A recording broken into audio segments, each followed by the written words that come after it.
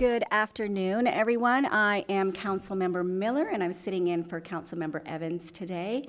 I have with me Councilmember Wood, and Councilmember English may fly in late, but we're going to move forward with the General Services Public Works Committee meeting. Our first item on the agenda is the approving of a donation of one E1 ladder truck by Lucas Pichette from the Fire Department. Good afternoon, council members. I am here before you to ask for approval to donate our decommissioned 1999 E1 ladder truck. As it reads, ladder 341 was put into service in 1999 and currently has 169,000 miles. The truck has been decommissioned this past June due to age, vehicle condition, including maintenance issues, repetitive component failures, and replacement part availability. NFPA states 15 years frontline service and 20 years of total service to be the standard. We're well beyond that. We have had a great relationship with the North Idaho College. One of our deputy chiefs, Bill DeRuyter, has run a firefighting program for 15 years and still runs it to this day. He and the college would love to have that donated for use with the college and that teaching of having an apparatus like that. There is no cost to the cost impact to the city, and this would obviously have to include some kind of legal waiver of liability, et cetera, for that to happen. So, I'd stand for any questions you guys might have. Okay, I would like to note that Councilmember English did arrive, only about 4 sentences short of the beginning of the meeting.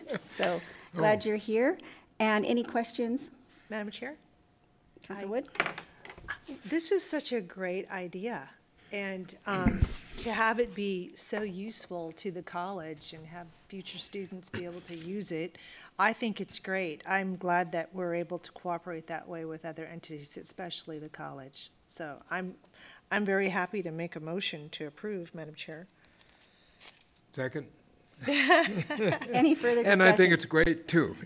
Thank you. I only had one question, if I could. The decision on decommissioning this, is that basically by just the, what would I call it, the policy of age and year, or is there a group that says this is too old to use?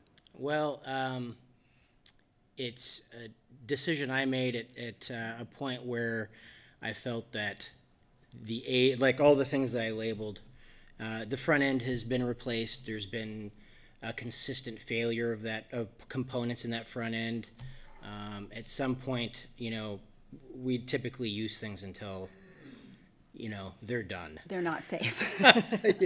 Which is great, but you have to make that decision at some point that let's not take any chances. Let's, consider safety to be number one. And it was time. And you use the NFPA guidelines. The standard, yeah, we're well past the standard. I went more with that, like the fact there's so much maintenance that has we're having trouble finding parts. The front end has had a ton of failures.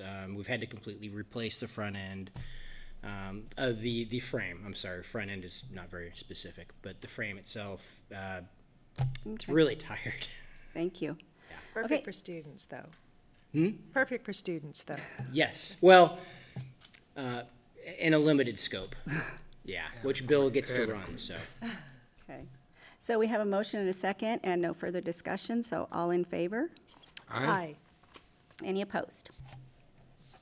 Motion carries. And I think we could put this on the consent agenda unless anyone has a...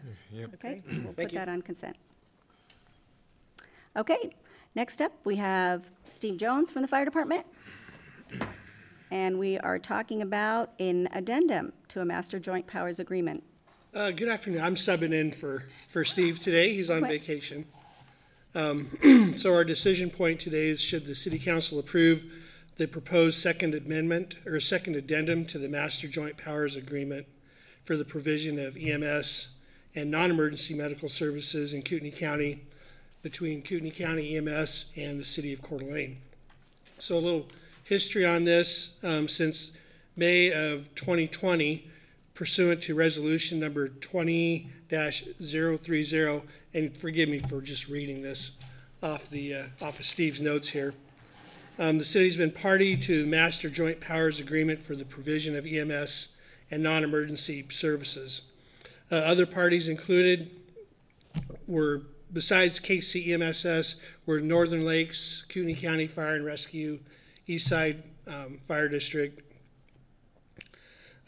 So our financial analysis, there's no cost to the city for making this amendment.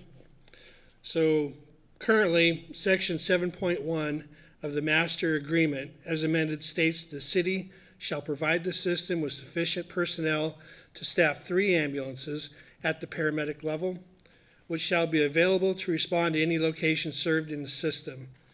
2 of the ambulances must be staffed 24 hours, 7 days a week, and 1 ambulance must be staffed 10 hours a day, 4 days a week. The second addendum removes the staffing requirement for the 3rd ambulance, allowing KCEMSS and the city to agree on a schedule. In conjunction with this change, this sentence was removed from Section 7.1, staffing and availability of each ambulance will be agreed to by the system and the city. So our recommendation is that council should approve the second addendum to the Master Joint Powers Agreement between KCEMSS and the city. So I can add a little editorial to kind of make this a little more clear. We had an agreement with Kootenai County EMS to provide Medic 34 staffing. Originally, it was Monday through Thursday. Through some staffing changes, we discovered we could staff it Tuesday through Friday with no real effect on the volume of calls that it was doing. So we made that change, and we had to take it to the Joint Powers Board, then had to come to City Council. So what we're essentially asking for is if we want to make a change again on that staffing on those days based on either our analytics or, just something of, we feel like it would perform better, that as long as we're in agreement with the Kootenai County EMS, we can make that change. So with that, I'll stand for any questions. Any questions? And we should note that Deputy Chief Sells is giving the presentation and not Steve Jones. Madam Chair. Wood? Thank you. Jeff or Randy, who does the legal review when it's a joint agreement? Do you both do it? Yeah, we both review it, KCEMSS, whatever it is, KCEMSS, has their own attorney, and then we've reviewed it as well. And you feel confident with the agreement? Yes. Thank you. Any other questions?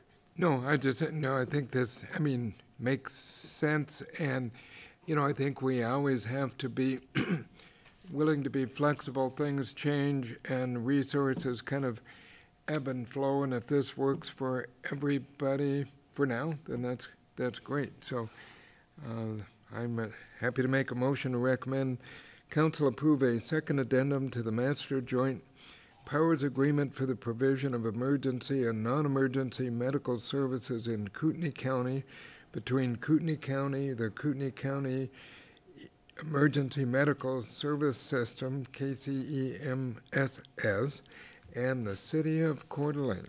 Second. We have a motion and a second. Any further discussion? Then all in favor? Aye. Aye. Any opposed? And that passes. Should we place any input on whether this goes on the consent calendar? Consent's good with me. Consent with you? Okay, so Routine, we'll put yep. that on consent calendar.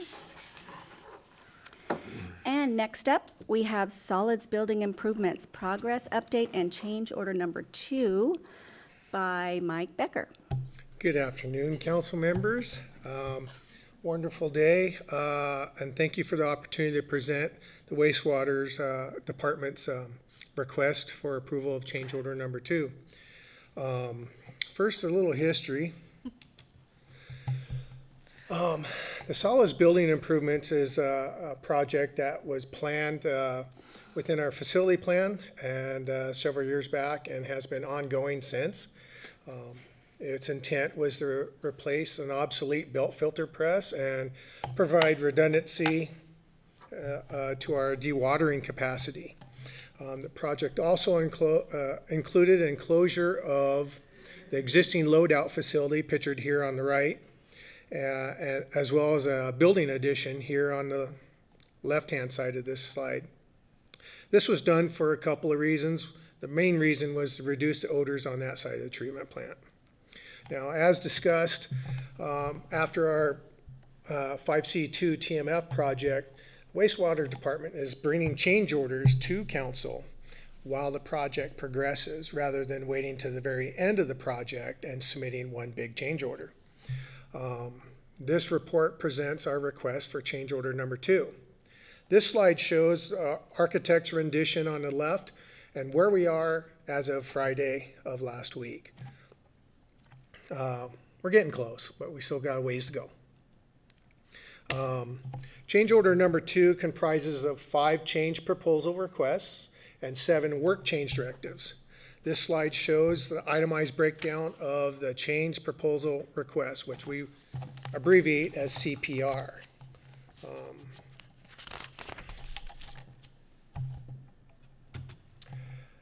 This slide here shows the 7 work change directives that are presented on this project. Work change directive number 2 is the rerouting of the storm drain outfall. And as you can see, it's for a little over $1 million for this change order. I will go into greater detail later on in this presentation. So with that, the contractor has asked for a time extension on this project. The original time frame for this contract was 330 days, which would have been up on June 25th of last month, 2 months ago. Some of the reasons why we're considering the time request presented by the contractor is the long lead time on materials. The worst one we have so far is the motor control center. This is the panel that controls all the motors on that side of our dewatering facility. It's taking up to 72 weeks to take delivery of it. Contractor has asked for an extension. They're not asking for additional money as a result thereof, for a completion date of May 30th of 2025. Let's see, just to clarify on that, you said 72 months? 72 weeks. I'm sorry, did I say months? Weeks. Okay. I meant weeks. Yeah, okay. But that's still a heck of a long time. Okay. But okay, 52 weeks in a year, yeah, okay. Wow. Yeah. Yeah, Holy we cow. got to find Okay. new MCC panels in. Getting back to the presentation here, this slide shows an itemized breakdown. And as you can see, change order number 2 takes us over our budgeted amount of $6,450,000. Now, how are we going to pay for this? Well, the wastewater department actually funds our capital replacement reserve for the past 5 years, and we have funds available for this under that account number. This will cover change order number 2. As I previously mentioned, the major portion of this change order resulted from the storm drain outfall. This was installed in 1937 as the original wastewater combination storm sewer outfall into the Spokane River. This was a 3-foot diameter pipe that had concrete joints every 3 feet. This picture on the right shows that, well, there's really nothing filling those joints, and so when that pipe has water in it, it leaks out into the ground. This makes it not very suitable for foundation piers or pilings being driven into the ground. If you can think of driving fence posts, when we saturate the ground, fence posts go in really easy. Wastewater department would like to avoid a sinking building here. So all the exposed joints that we uncovered, this slide shows that we placed these rubber bands around that concrete pipe. This pipe is used exclusively for stormwater drainage. So a pump station also pumps into this pipe. Consequently, the pump station also had holes in the wet well. This project went ahead and fixed those holes. Our goal was to provide suitable material out there to build the building over. Where was I? This was discovered 4 months into the project, and the wastewater department evaluated several options on this, one of which was to relocate the entire project to a different location at the treatment plant. This would require digging up a lot of ground and would consequently not be in the best interest of the city and cost significantly more than that $1 million change order that we have as part of Work Change Directive number 2. So in our evaluation, we determined that rerouting the storm drain with ductile iron pipe, which pretty tough stuff, away from the building was in the best interest of the city. So if it ever had to be dug up again, it's already been replaced away from the building and built with durable products. So with that, in closing, staff's recommendation is that council should consider approving change order number 2 in the amount of $1,179,999.78. We also would like to extend the contract for the contractor, who has done a good job thus so far, to May 30th of 2025. And with all that information, I'm sure we have questions today, so I'm here to answer them. Thank you, Mr. Becker. Any questions from council? Madam Chair? Christie? Mike, certainly you've demonstrated that we need to make the change orders. You went from well under budget to now over budget. You talked about having a capital improvement fund. You're about $400,000 over where you wanted to be. What's that going to do to your capital improvement fund? So in a way, that kind of defers some of our future projects, some of which was based on the facility plan. The facility plan is a magic crystal ball of guessing when we need to have things done.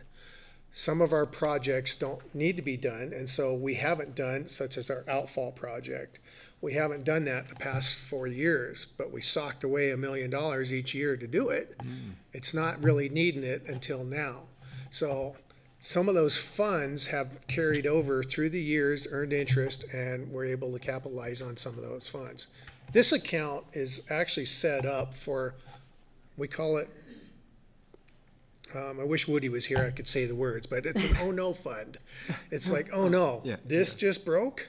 So we have money available for it for these particular situations. Okay, thank you for that. Councilor English? Well, a couple of things, but so now I got to ask right up, so how much is roughly our current balance in that fund? In the Anybody capital know? reserve fund? Yeah. For the last 5 years, we've been putting away about $1 million in that. Oh, it's somewhere, and so it's still somewhere around $1 million? I mean, 5 million, I mean? We have $1 million in there presently now today. We do have a so we cash take fund it out. balance Okay, reserve. Okay, so. This is how yeah. we pay for our projects and not take out loans. Yeah. No, I think this is good, and and I definitely appreciate the, in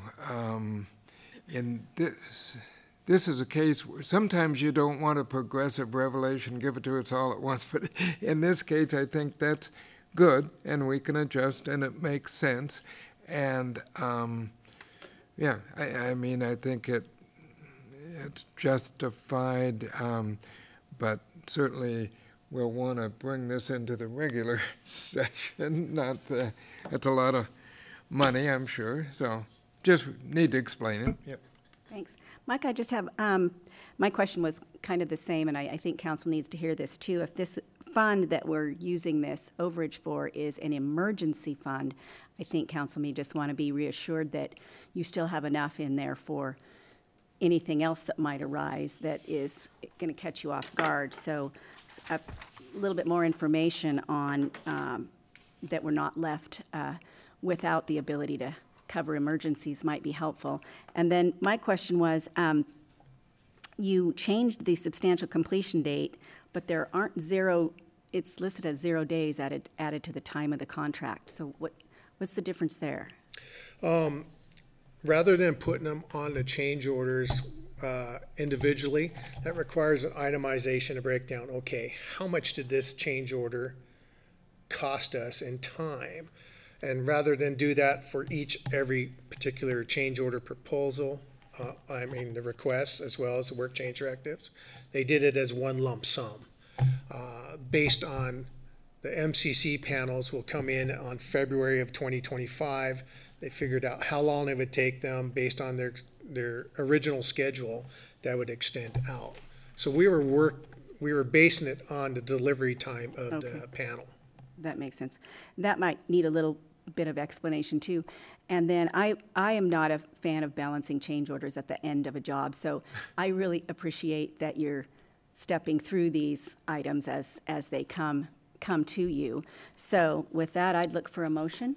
Madam Chair, I move to recommend that council approve change order number 2 for the solid building improvements in the amount of $1,179,999.78 and extend the time of completion to May 30th of 2025.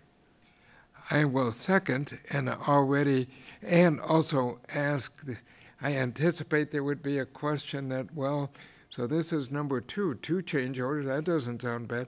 Might we expect 3 or 4? I mean, there's always or how much of the uncertainty do you think we've got out of the way, or as far as more change orders? The big ones out of the way. We still have more work change directives that will be brought forth. Sure. But the big ones, thank goodness contractor's done digging.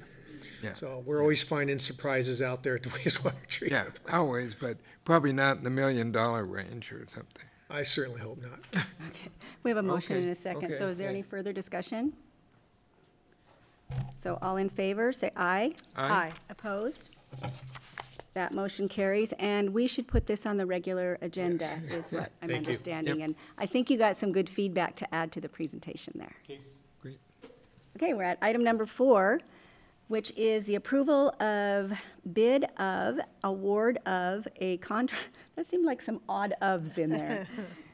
An award of a contract to Coleman Oil Company for the 2024 City of Coeur d'Alene Fuel Services. And we have Justin Kimberling. Good afternoon, Council. The city's current fuel service contract is set to expire this year on August 21st, 2024. We did go out and advertise that 2 times in July, and we only had 1 responsive bidder, which again was Coleman Oil, for about $447,000. It's not much more to that. I'm just asking for the approval for the bid contract for Coleman Oil for the 2024 City of Coeur d'Alene Fuel Services. Any questions for Justin? Well, just to clarify, so is that is that a maximum amount, and most of the average Joe or Janes out there would want to know, well, so does that guarantee, X amount per So gallon? we set that we're at kind of a paying? minimum amount. If we go Okay. over that set amount, they still honor the prices that they set in the okay. contract still. Oh. Historically, we don't go over it. Yeah, but yeah. There is verbiage in there that they'll At so still, much per gallon. still honor and- that, yes. And I know, see most of our rigs, because I'm down there multiple times a day on Ramsey, do they have any other outlets where our rigs can They get do. it? First and Harrison is also one. It's kind of tucked around the corner there in First Street. Oh, okay. So we gotta have both ends of town, which is nice. Yeah, yeah. Also up on Government Way, we don't use it very often. There's an Yeah. old Hyco or Dashco right Yeah, there. yeah. They actually they own Yeah, that too. yeah. So Okay, gives great. us the option if we want to swing in there also, or if the other pumps go down. Sure. So we have 3 locations right in town here. So Anything I else? guess if we, ahead. ready for a Guys motion? ready for a motion? I would move to recommend that council approve the bid of and a contract with Coleman Oil Company LLC for the 2024 City of Coeur d'Alene Fuel Service. Second. We have a motion and a second. Any other discussion? So all in favor, say aye. Aye. Opposed? That carries. And is that okay on the consent agenda with I everyone here? think so, yeah. So we'll put that on consent. And our last item for the day is a pilot project proposal for open containers for the farmers market, and we have Renata McLeod. Good afternoon. We, as staff, have been in discussion with the Downtown Association for a bit on this subject matter and have now boiled it down to a point where we are ready for council input on this. So I'll go through a few things in the staff report, although I know you have read through that, just so the general public has an idea of what we're talking about today. So the Downtown Association has requested that they have some allowances for open container during the farmers market, and that is location between Front Avenue and Lakeside on 5th Street, and during that event, Sherman Avenue remains open to vehicular access. So just to review the history, the city of Coeur d'Alene has several sections in its municipal code that regulate alcohol. That's inclusive of hard alcohol, beer and wine. I'll just use that term. Over the years, the council has added some exemptions to our open container law. So in general, you can't walk around the city of Coeur d'Alene with an open beverage of alcohol. There are some exceptions to the rules. We have about 10 exceptions. I know that's often referred to as a lengthy list, but really there are 3 of those exemptions that if we were to look at this code section, we'd probably remove because it's stated in Idaho code already. So that's allowance at your primary residence. Well, that's obvious. Then on-site consumption for a premises that's licensed for the sale of beer and wine consumption. So that's pretty obvious. And then we had a certified forensics laboratory that was at the Harbor Center facility when the city owned it. So we added in the 3rd exemption. And the 4th one is for law enforcement purposes, evidentiary, which probably would have covered item number 3 anyway, because it was an ISP forensics lab. So we probably could have gotten rid of that too. So we really have 7 other exemptions to the code that we allow. So those are listed on there. I won't go through all of them, but you can see we have some exemptions that allowed. The most recent one was for the street fair. They wanted to have samplers of some homemade wines.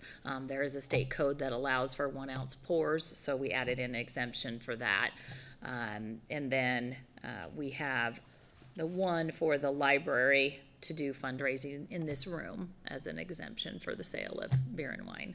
So there's some of the general exemptions. We do have another code section related specifically to parks. So we do not allow open container in the park except for under a special permit for the Riverstone Park gazebo and amphitheater, the Jewett House, the City Park, and McEwen Park. And again, those are with special permits. Excuse me. So the request from the Downtown Association has been reviewed with Municipal Services, Streets and Engineering, Police, Fire, City Administration, and the Downtown Association. Some of the concerns expressed from staff were a fear of some leakage of open containers into other areas of the downtown. And as you can see from the area there where you have just the 1 block area that they've requested to have it during 1 day, a 3-hour period. The fear is that it would also be a request that's going to come forward for all the other special events in the downtown area. The Downtown Association has noted the sale of alcohol beverage would provide another revenue source and would allow a unique atmosphere during the farmers market and provide another, and additionally see how the pilot project would go so that they could possibly request that exemption for other Downtown Association sponsored events. So the police department specifically noted that it seems like a reasonable request. However, their 2 concerns really are that it's just the beginning of a lot of other exemption requests. And the second is that they already have major issues with alcohol-related crimes, and this would exacerbate that problem. And they do not have adequate staffing already for the summer months due to the addition of all the tourism and additional events that we have. So they have some of those concerns. They listed in the staff report several examples of some of the issues that they've had with alcohol. They've issued 157 warnings for alcohol offenses in open containers this year, and they have had 95 citations for alcohol offenses and open containers. The prosecutor's office said, you know, maybe it's worth a try. We really don't know until we see through a pilot project how many additional arrests or tickets may be issued, and maybe it'll give an opportunity for folks to drink legally and not be cited for illegal open containers. Although the city attorney's office has expressed concern because other communities have already experienced open container tests, and they have experienced additional law enforcement needs, open containers, and problems in those cities. So it really is a request from the Downtown Association, not the community coming forward saying, we would like to have open containers in our community. And we've traditionally prided ourselves as a family-friendly area. When you go to a bar, the minors are not allowed. When you allow open containers during public events, in this large scale of an area, it's really allowing minors to be in those areas where alcohol is being served. So that was some from the legal department, the city attorney, sorry. For the financial analysis, we really are uncertain of what effect this will have on law enforcement needs or any additional costs to the city. Anything associated with fencing or other conditions that would be placed on the Downtown Association, if this was to go forward and had conditions such as that, those costs would be borne by the Downtown Association. So, excuse me. So at this point, the municipal code does not allow for such a project, for a pilot project. So we're requesting the council consider the request. There's representatives from the Downtown Association here if you want to ask them specific questions, and then give direction to staff on how you would like us to move forward. Thank you, Renata. And we should note that this is not an action item for this committee. It is for discussion and recommendation only. So I would invite council to share their thoughts. Thank Councilor Wood? you, Madam Chair. I was part of this committee. Councilman Gookin and I were asked to serve on this committee to discuss this proposal with the Downtown Association. Emily Boyd and Adam Graves were very cooperative. We had really good meetings with them. I understand what they're trying to accomplish, which was to drive more business, more people into an area to benefit the downtown. We had great conversations with the police department. The fears that Renata talked about were discussed. And after a couple of meetings, we honed in some of the, certainly wanted to make sure it would only be that block and it would be fencing and nobody would be allowed to step outside. So we ended up kind of like, well, maybe we should float it by council if they want to do a trial run. And that's why they're here today, and I haven't yet formed an opinion on it. I mean, I just need to hear it bounced off the full council and see where we go. Councilor English? Sure. Well, I think it makes sense to try when I think of it's a very, you know, contained area, and with literally it's going to be the fencing, those kind of things. I think it's a great touch that they can make the cups turn a different color when there's something in them, if I read that right. And again, that's what pilot project means. So I certainly, you know, unless I hear something at the main council meeting that, you know, really turned my head sideways, it seems like, no, this is a reasonable way to try it. We, you know, it's a right mix of, you know, letting people enjoy some of that, but it seems safe and contained. But if we did this thing and we had you know, all of a sudden it shot up, that's a whole different thing. But I'm also thinking the atmosphere of this, you know, I don't know, you know, but I'm guessing if you looked at the open container violations, you know, at probably different hours out in front of some of the actual bars or something, I'm guessing. So anyway, I think it's worthy of taking a look at, but I'll be glad to hear counsel. So I have a few thoughts. One is that I can understand where the police department is coming from, and I also think our prosecuting attorney's office is been noted as being overburdened, and that this could put an undue amount of processing on them. So that's something that could and should be considered while we look at the number of tickets. But I'm just going to share a quick short story. I've shared it with some folks before. I was sitting at a downtown restaurant, and there was a couple sitting next to us that had just received an open container ticket. And I just reached over and said, hey, how did this occur? What happened?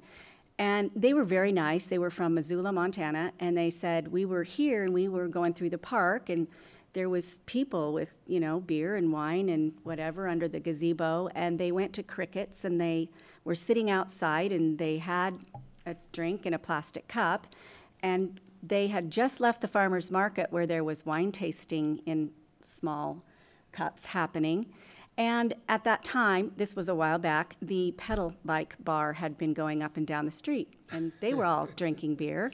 So he walked across the street and got a ticket and said, how are we supposed to know what's going on here? You know, there's just open containers everywhere, and we just thought it was like Butte, Montana. You just walked across the street with your open container.